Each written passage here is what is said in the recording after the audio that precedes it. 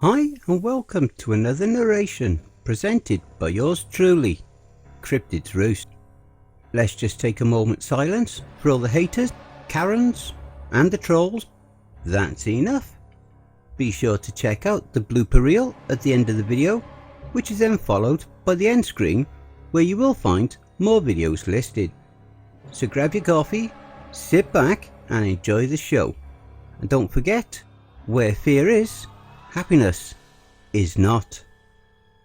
Atrocities of the Dogman, Part 2. This awesome story is written by WeirdBryceGuy. Daddies, mummies, brothers, sisters, it is a new era and a new age. Every new age brings something new. There's a new site that gives you all your quality jackets, joggers, shoes, bags, hoodies and lots more. Metaphysik.com. Check them out today and I bet you won't regret patronising with them, and you will definitely demand more. It's Metaphysik today, Metaphysik tomorrow, and Metaphysik forever. 100% perfection. Remember to use the code XYZ for a 10% discount. Journal entry 2. I'm currently hiding in a small natural alcove in the lower chamber's rearmost wall, penning what I fear may be my final entry, despite only being my second. The cave floor is a few feet below me, a small drop, but to drop down would nonetheless be a death sentence because the floor is littered with human bones. There is absolutely no way I can drop down quietly, and it is just beyond the entrance to this chamber. Conducted some strange, though unquestionably obscene ritual before the altar, beside the chamber's entrance. I saw the altar earlier during my hasty descent into this subterranean chamber of the greater cave system. The altar is a crude thing, an oblong mound of rock over which the hide of an animal, I hope it's an animal, is tautly stretched, and atop this were several crude artifacts, all made of bone and other materials salvaged from once living creatures. There were other objects, what might have been candles, but I didn't stop to closely examine them. The Dogman had just awoken, and against my earlier fears he began making his way deeper into the cave, rather than out of it. It was only by luck, some momentary lapse of sanity on his part, that I managed to scurry further into the cave.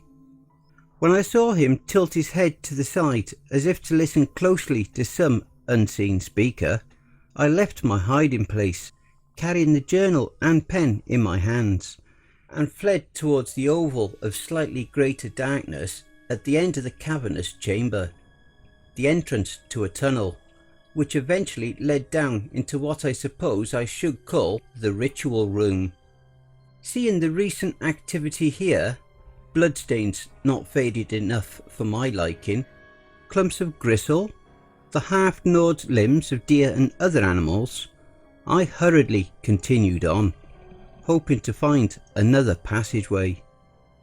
There was one in the back of the abysmal room, and it led down into a small, featureless, and thankfully goreless room. It is here that I've hidden myself. I wasted no time in climbing up onto the little shelf in the wall and rolling in, the journal and pen tucked close to my body. I waited for what felt like hours before turning on my phone's light. I heard the Dogman begin conducting his strange, bestial, indescribably odd sounding rites. There were periods of guttural shouting and others of a mad psychotic bleating, as if a goat had been ensnared, stricken mad by some animalistic incomprehensible horror, and encouraged by torture to shriek out its agonies. But despite how terrifying these frequently alternating phases were, the fewer and shorter periods of a deep, darkly reverent silence were even worse. It was during these that I turned off my light for fear of being detected, even though I hadn't felt any such vulnerability during the aforementioned cycles of audible insanity. When at last the wickedly ceremonial sound stopped for good, and the subsequent silence stretched on longer than it had before, I climbed out of the alcove, crept up the incline and peered into the room. I allowed myself only the briefest glimpse before running on tiptoe back down and returning to my claustrophobic sanctuary. As I've already mentioned, there is an altar up there, a slab of rock over which is draped the stretched and dried skin of some animal, with several savage ritualistic trinkets lying atop its surface. What I hadn't noticed during my initial flight through the room was the object affixed to the rightmost wall when facing the entrance into the larger sanctuary beyond, and decorated with strips of flesh and hair and other grisly fixtures. There is a very large and semi-complete reproduction of the Dogman, an upscaled image of itself, built of many bones, with a multiform head. The various canine features having been taken from various different dogs and wolves, and near seemingly stitched together to form a single monstrously composite head. I'd never seen something so boldly, blatantly horrific, so suggestively satanic, and immediately removed myself from its abhorrent, though thankfully inanimate, presence. Back in my little hidey hole, I tried to think of what purpose the towering idol could possibly serve to a thing that seemed not just helplessly insane, but perfectly content with being the only one of its kind. It had obviously shown its hatred for other creatures of a natural order, the evidence being the viscera, bones and flesh left lying carelessly around the altar room. And so I was left stumped, unable to imagine why it would construct such a loathsome, supersized replica of itself, if not for sick, inanimate companionship. My thoughts were interrupted, fortunately, or unfortunately, for you to decide, by the return of the Dogman, who had apparently gone out to do a little post-ritual hunting, and was now back. I heard the unmistakable sounds of bodies being dropped onto the stony floor, and even more horribly the pitiful, weak-willed cries for mercy of the people the creature had captured. These pleas were quickly, cruelly snuffed out. There was a series of thuds, and I assumed the creature had clobbered them over their heads with a rock.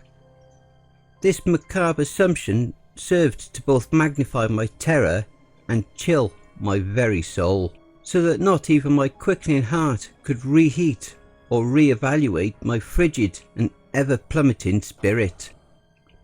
There were a few more sounds, so horrible in their suggestions of bloody violence that I refused to devote the pen strokes to describe them, and then the profane, intermittently modulating ritual sounds played out again.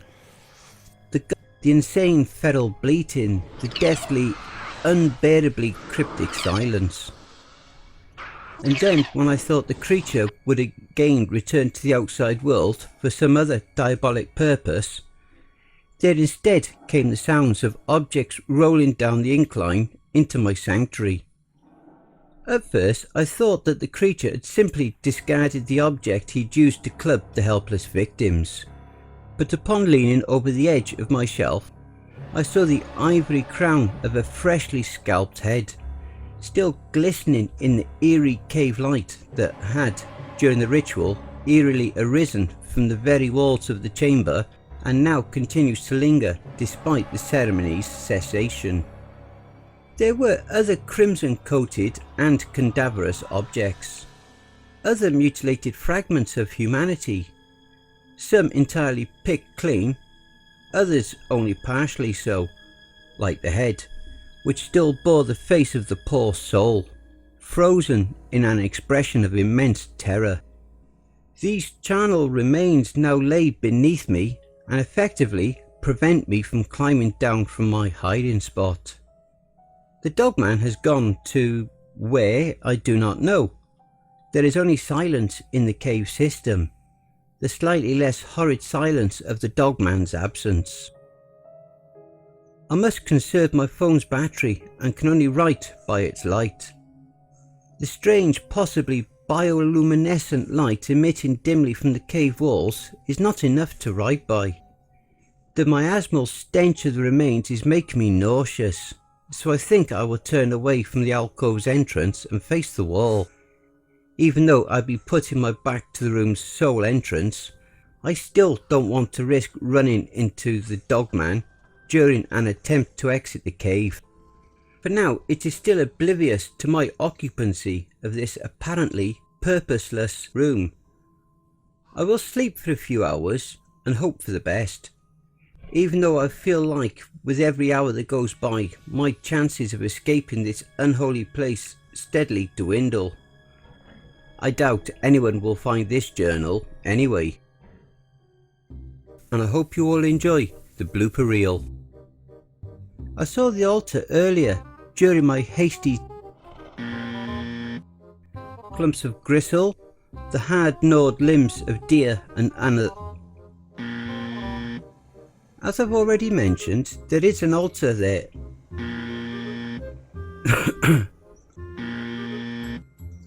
With a malformed but perfectly content with only so that not. There were a few more sounds, so horrible in their suggestions of bloody violence that I refused to devote the pen strokes to. But upon leaning over the shelf,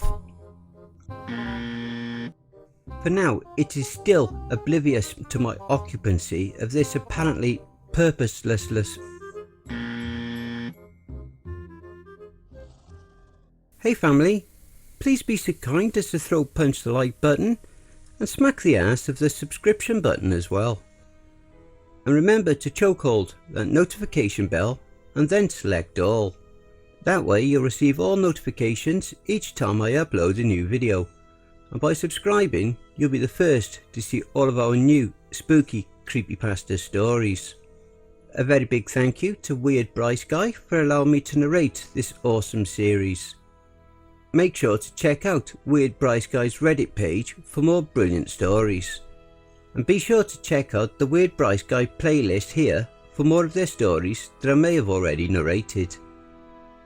I would just like to say a very big thank you to all of the authors that I have worked with and all the ones that I will work with in the future. So thank you all, my brothers and sisters. And why not hashtag cryptidsroost in your comments. If you would like to support the channel and help make us grow, I have an account at buymeacoffee.com. You can buy me a coffee with your donations, big or small, to that site. You can also support us at Ko-Fi, which is an alternative to Patreon. Also have an account at BitChute, which is an alternative to YouTube. Or you can support us and donate via paypal.me/cryptidsroost. All relevant links will be below. And don't forget to check out the end screen, see above, that will also list some more videos in my back catalogue. Take care everyone, and I hope you all have a wonderful and peaceful night. And don't forget, where fear is, happiness is not.